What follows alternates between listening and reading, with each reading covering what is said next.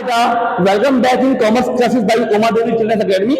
It is second part of chapter organizing. In this part, I will teach you steps in the process of organizing. I mean to say, if we are doing organizing, so which steps we will have to follow, right? If we do organizing, so which steps I will have to follow to do organizing.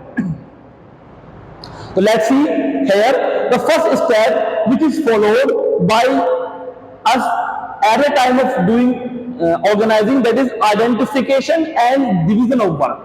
As I told you in the first part that in organizing we identify the entire task which we will do to achieve our target, right? So in my first step I will identify the entire task कि what I will do to achieve my target, and when I will identify the entire task, I will divide the similar nature activities in a group, right? So we can say the first step is identification and division of work. You can see here, it means dividing total work into specific activities. First of all, I will have to identify the entire task. After identifying the entire task, that entire task will be divided into small job. That entire task will be divided into small activities. These activities are then grouped. When we divide the entire task into small activities, then we will find that there are some such type of activities which are similar nature, right? तो जो activities similar nature की हैं, हम उन्हें फिर group में बांट देंगे. ग्रुप में बांटने के बाद में फिर हम क्या करेंगे, and assign to different individual और department. हम फिर ये काम जो हमने सारा काम छोटे एक्टिविटीज में डिवाइड किया है, इस सारे काम को हम पर्सन टू पर्सन सौंप देंगे कि भाई राकेश तुमने ये काम करना है, मनोज आपने ये काम करना है, संतोष आपने ये काम करना है. तो in this way we can say in identification and division of work, we first of all identify the entire task, what we will do to achieve our target. After identifying the entire task, that entire task will be divided into small job, and these job will be grouped if these are similar nature. या हम कह सकते हैं जो भी similar activities होंगी हम उनको अलग अलग ग्रुप में डिवाइड करते जाएंगे, राइट? और फिर हम उन सभी एक्टिविटीज को फिर हम नेक्स्ट इंसानों को या डिपार्टमेंट को हम सौंपते चले जाएंगे. ये हो गया हमारा first step which is performed in organising. The second and most important step which is performed in organizing, that is departmentalization. Departmentalization process starts when we end the first step. First step में हमने सारे entire task को पहचान कर उसे छोटे group में divide कर दिया था. फिर हमने क्या किया, छोटे ग्रुप में डिवाइड करने के बाद में जो सिमिलर नेचर के काम थे, जो एक जैसे काम थे, हमने उनके ग्रुप बना दिए. अब वही ग्रुप को हम डिपार्टमेंट कहेंगे. जो हमारे सिमिलर नेचर के काम थे, हम उन सभी कामों के एक ग्रुप को डिपार्टमेंट कहना शुरू कर देंगे.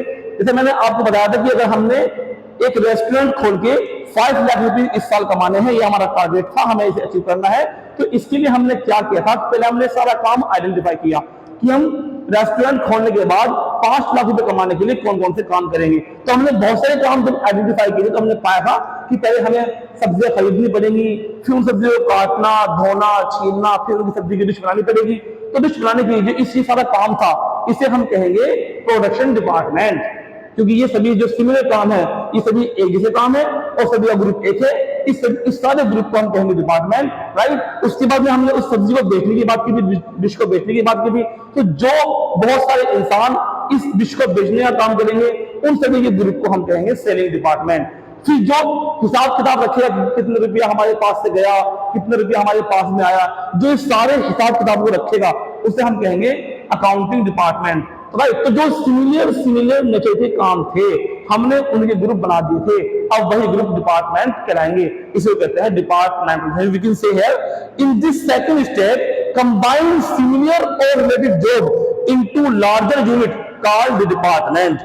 This grouping of activities called departmentalization. वो जो हमने बहुत सारे एक्टिविटीज आइडेंटिफाई की थी, और फिर जो सिमिलर जो एक्टिविटीज थी हमने उनके अलग अलग ग्रुप बना दिए थे। अब बस वही ग्रुप को हम डिपार्टमेंट कहना शुरू कर देंगे। जिस डिपार्टमेंट के अंदर सिर्फ और सिर्फ सेलिंग के काम होंगे उसे कहेंगे सेलिंग डिपार्टमेंट। जो बहुत सारे इंसानों का ग्रुप खाने और बनाने का काम करेगा उसे हम कहेंगे प्रोडक्शन डिपार्टमेंट। जो इंसानों का बहुत सारा ग्रुप हिसाब किताब रखने का काम करेगा उसे हम कहेंगे अकाउंटिंग डिपार्टमेंट। तो हम समझते हैं कि हमने यहाँ पर आपको सेकंड स्टेप सिखा दिया है।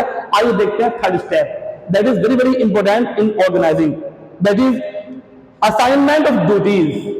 राइट, अब हमारे डिपार्टमेंट में एक आदमी तो काम करेगा नहीं।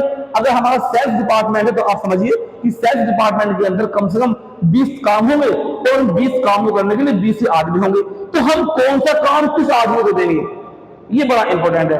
अगर हमने सही काम सही आदमी को सौंप दिया तो फायदा होगा, अगर हमने सही काम सही आदमी को ना सौंपा तो नुकसान होगा। इसे तीसरी स्टेज में हम हर एक छोटी छोटी जॉब को राइट पर्सन को असाइन करेंगे, राइट पर्सन को देंगे कि ये काम आपने करना है। ये काम हम जिस आदमी को देंगे वो आदमी इस काम को करने में एक्सपीरियंस होना चाहिए, वो आदमी को उस आदमी के पास में इस काम को करने का नॉलेज भी होना चाहिए, क्वालिफिकेशन भी होना चाहिए। तो task is assigned to employees as per their skills, as per their knowledge, as per their experience. अगर हमने सही आदमी को सही काम सौंप दिया तो हमारे सारे काम अच्छे होंगे, अगर हमने सही आदमी को सही काम ना सौंपा तो हमें नुकसान होंगे। तो in this way we can say after forming department बनाने के बाद ईच एम्प्लॉई, अगर एक डिपार्टमेंट के अंदर 20 आदमी काम करते तो हर एक एम्प्लॉय को should be placed in their respective position under a manager.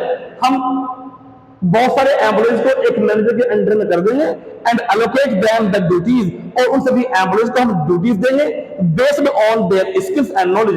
ये ड्यूटीज उन्हें दी जाएंगी उनके स्किल्स के आधार पर, नॉलेज के आधार पर। सपोज कीजिए कोई आदमी बड़ा एक्सपर्ट है सामान बेचने में, तो उसमें प्रोडक्ट को बिकवाने का काम करेंगे। कोई आदमी के पास में स्किल्स है सब्जी को या डिश को डेकोरेट करने की, तो उसे डेकोरेशन का काम कराएंगे। तो जो आदमी जिस फील्ड में एक्सपर्ट होगा उसे वही काम सौंपा जाएगा।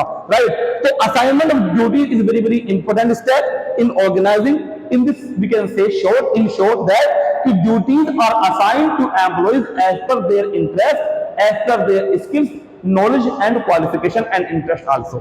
After assignment of duties, the fourth step is started, that is very very important step in organizing, that is establishing reporting relationship.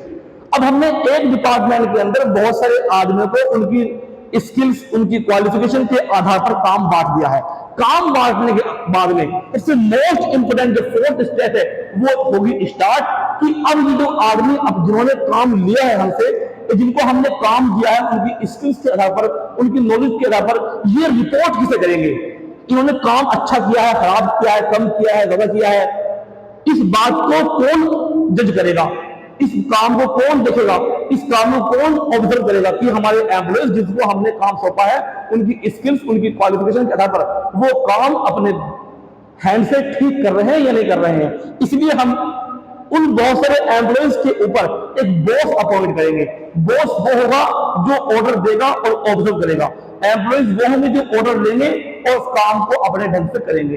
अगर इन एम्प्लॉयज के काम करने के स्टाइल में कुछ कमियां कुछ खामियां पाई जाती हैं तो जो इनका बॉस है वो जो मैनेजर है वो इनको ऑर्डर देगा कि आपने काम ऐसे नहीं ऐसे करना है। राइट, तो various positions in the organisation are arranged in a hierarchy with a clear definition of authority and responsibility.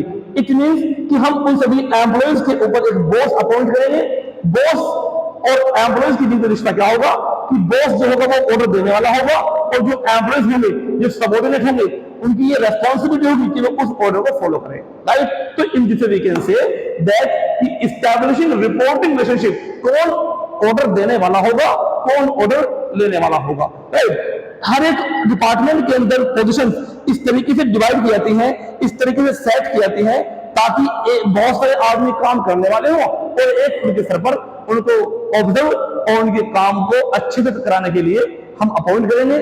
और वो जो एक आदमी हमने अपॉइंट किया है वो होगा डिपार्टमेंटल हेड, जिसको हम कहेंगे कि ये अपने डिपार्टमेंट के सभी एम्प्लॉयज को ऑब्जर्व करेगा और उन्हें ऑर्डर देगा और सभी एम्प्लॉयज उनके ऑर्डर को फॉलो करेंगे।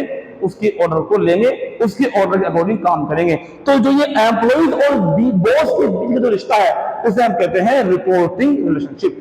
आई think you have understood the complete steps of organizing. Thank you and have a nice day.